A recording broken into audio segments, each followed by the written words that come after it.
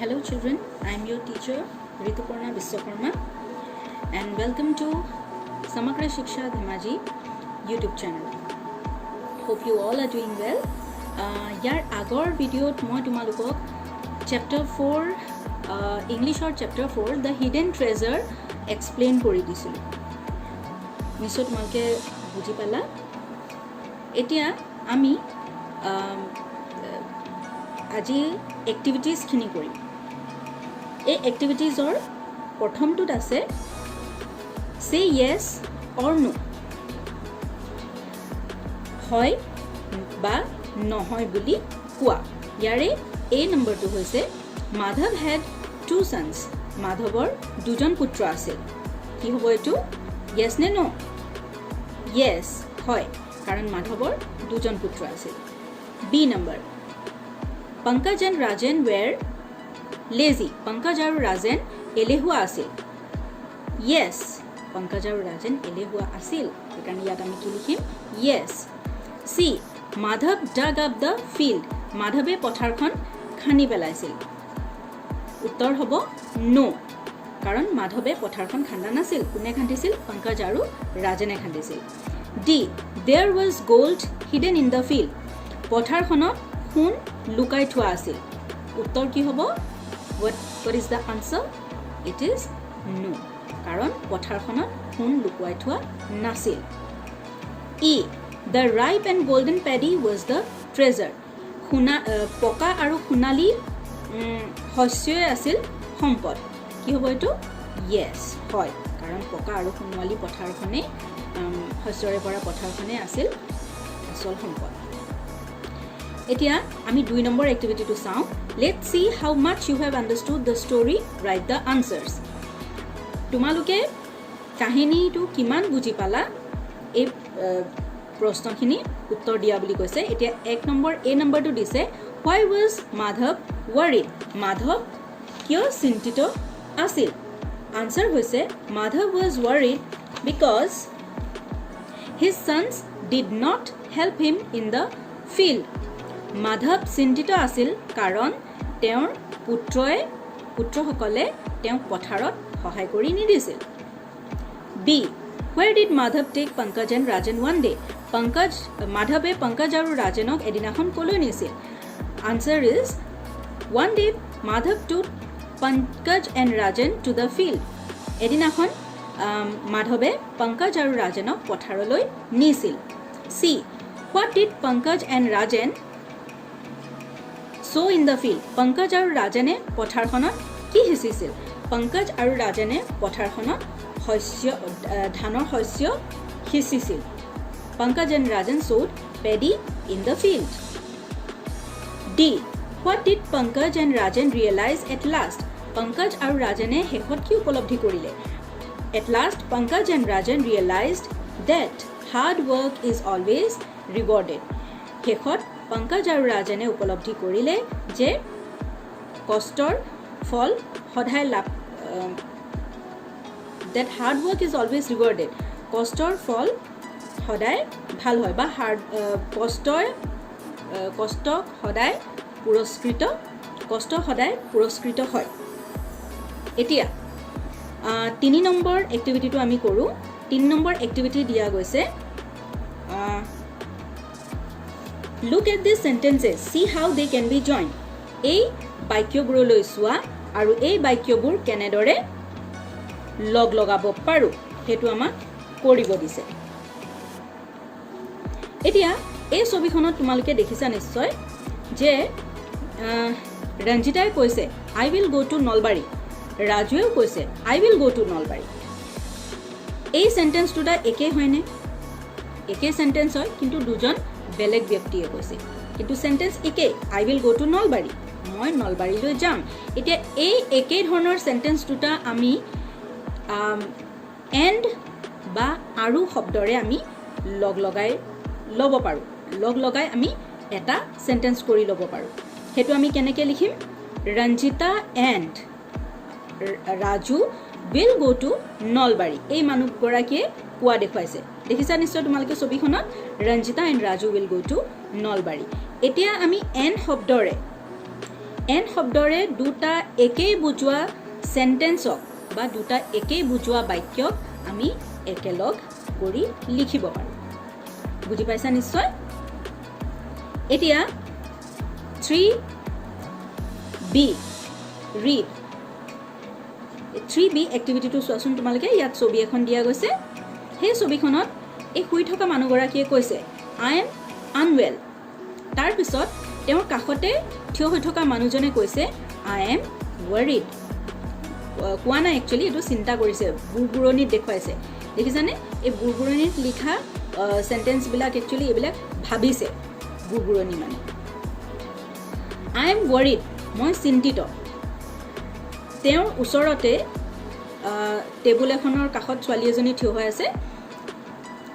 তাই ভাবিছে father is worried because mother is unwell দেউতা চিন্তিত কাৰণ মা ৰুগ্ন এতিয়া মানুহজনীয়ে কৈছে আই এম আনৱেল মই ৰুগ্ন বা মই ৰোগীয়া এতিয়া এই সেন্টেন্সৰ বাবে তেওঁ যে ৰুগ্ন হেতুৰ বাবে হেতুৰ কাৰণে মানুহজনে চিন্তিত হৈ আছে সেইকাৰণে মানুহজনে কৈছে আই এম ৱৰিড এতিয়া এই দুটা বেলেগ সেন্টেন্স দুটাক আমি কি ৱৰ্ডেৰে জইন কৰিছো বিকজ বা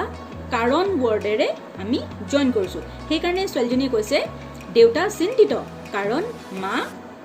ৰোগীয়া বা ৰুগ্ন হৈ আছে father is worried because mother is unwell দেখিছানে এই দুটা সেন্টেন্স কোনটো ৱৰ্ডেৰে জইন কৰিছে বিকজ ৱৰ্ডেৰে জইন কৰিছে এতিয়া 3C ৰিড এতিয়া C নম্বৰ ছবিখনত তোমালোকে দেখিছা ইয়াত সেন্টেন্স দুটামান দিয়া গৈছে এই সেন্টেন্স দুটানো কি ৱৰ্ডেৰে জইন কৰিছে আমি চাওঁ হা ৰমেন প্লেড ৱেল ৰমেনে ভাল খেলিলে he did not win the race or he didn't win the race হি ৰেচত জিকিব নোৱাৰিলে এতিয়া এই দুটা সেন্টেন্স তোমালোকে পঢ়িলে মন কৰিছা নিশ্চয় দুটা কমপ্লিটলি অপোজিট কমপ্লিটলি কন্ট্ৰাস্টিং সেন্টেন্সেস বা দুটা কমপ্লিটলি অপোজিট সেন্টেন্সেস বিপৰীত সেন্টেন্স ৰমেন প্লেড ৱেল ৰমেনে ভাল খেলিছে আকৌ তাৰ বিপৰীতে কি কৈছে যে ৰমেনে ৰেচত জিকিব নোৱাৰিলে he didn't win the race এতিয়া এই বিপৰীতমুখী শব্দ দুটা সেন্টেন্স দুটা কোনটো শব্দৰে জইন কৰিছে চাওঁ হা বাট ৱৰ্ডেৰে বা শব্দৰে একেলগে জইন কৰিছে Romen played well but he didn't win the race ৰমেনে ভাল খেলিলে কিন্তু হি ৰেচত জিকিব নোৱাৰিলে এতিয়া আমি বাট ৱৰ্ডটো আমি কেতিয়া ব্যৱহাৰ কৰোঁ যেতিয়া আমি দুটা কমপ্লিটলি কন্ট্ৰাস্টিং সেন্টেন্স বা দুটা কমপ্লিটলি বিপৰীত সেন্টেন্স দুটা জইন কৰিবলৈ চাওঁ তেতিয়া আমি বাট ৱৰ্ডটো আমি ব্যৱহাৰ কৰি পেলাই সেই সেন্টেন্স দুটা আমি জইন কৰোঁ এতিয়া এণ্ড বাট বিকজ এই তিনিটা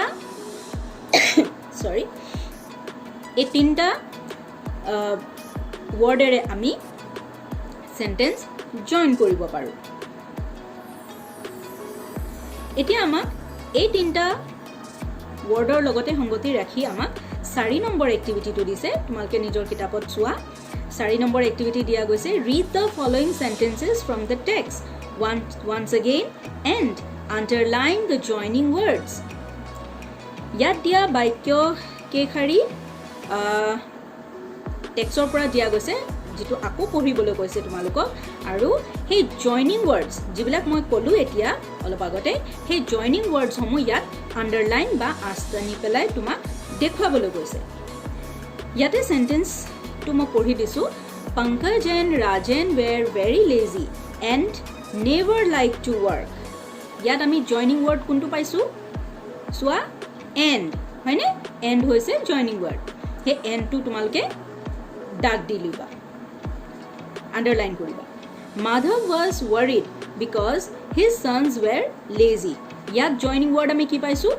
because to underline koriba one day he told his sons that there was a hidden treasure in the field they dug up the whole field but found no treasure এই লাষ্টৰ সেন্টেন্সত but আমি joining word বিচাৰি পাইছো হে but two তোমালকে underline কৰিবা এতিয়া এই প্যাৰাগ্ৰাফটোৰ লগত সংগতি ৰাখি আমাক এই তিনটা সেন্টেন্স জয়েন কৰিবলৈ দি দিছে now rewrite the following sentences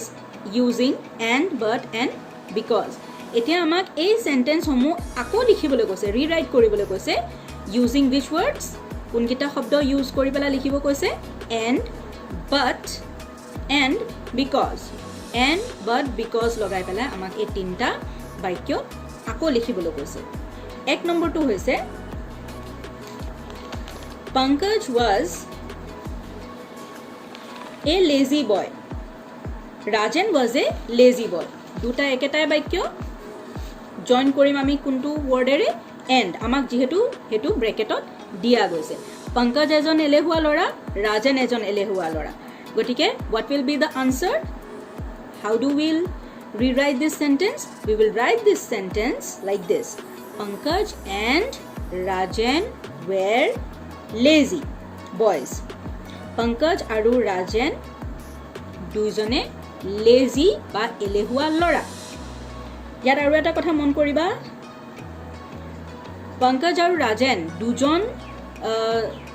দুজনৰ নাম হোৱাৰ কাৰণে দিয়াৰ কাৰণে ইয়াত আমি was ইউজ কৰা নাই তাৰ হলনি আমি কি ইউজ কৰিছো were ইউজ কৰিছো was হলে এজন পাৰ্সনৰ নাম লিখিলে আমি was ব্যৱহাৰ কৰিম আৰু যদি এটাতকৈ বেছি বা প্লুৰাল ফৰ্মত আমি ব্যৱহাৰ কৰিলে আমি বি ভাৰ্বটো কি লিখিম আমি were লিখিম সেই কাৰণে আমি was নিলিখাকে